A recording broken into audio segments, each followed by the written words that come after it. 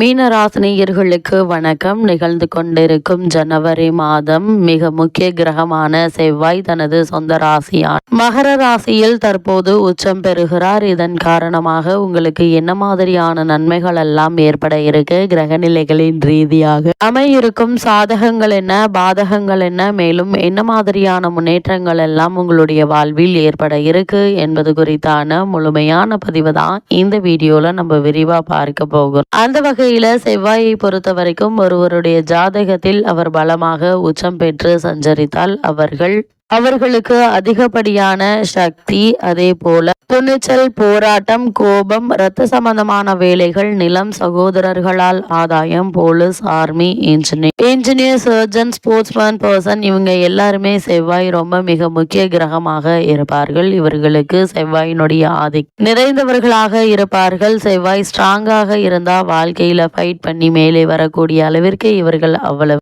தைரியசாலிகளாகவும் தன்னம்பிக்கை உள்ளவர்களாகவும் இருப்பாங்க.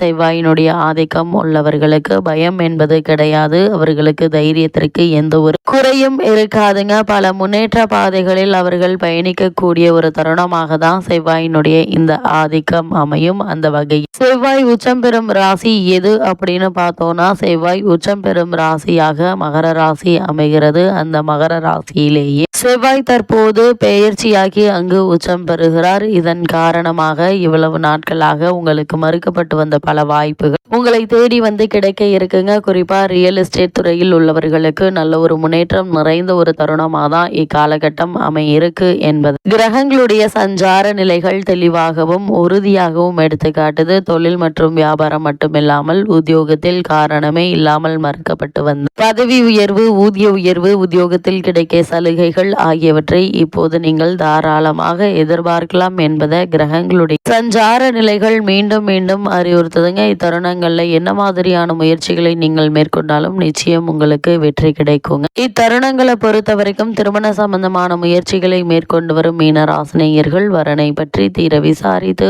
ஆராய்ந்து அதற்கு பிறகு வரனை நிச்சயிப்பது உங்களுடைய எதிர்கால வாழ்க்கைக்கு மிக மிக நல்லது என்பதை கிரக நிலைகள் மீண்டும் மீண்டும் அறிவுறுத்துது என்பதை கிரக நிலைகள் தெளிவுபடுத்துது. இத்தருணங்கள் கிரக நிலைகளின் ரீதியாக கூறப்படும் பரிகாரம் என்ன என்று பார்க்கும்போது, வீட்டிற்கு அருகாமையில் திருக்கோவிலுக்கு சென்று அனுமனுக்கும் முருகப்பெருமானுக்கும் நெய் தீபம் ஏற்றி வைத்து வழிபடுங்க. எண்ணற்ற நன்மைகள் உங்களுடைய வாழ்வில் ஏற்படும்.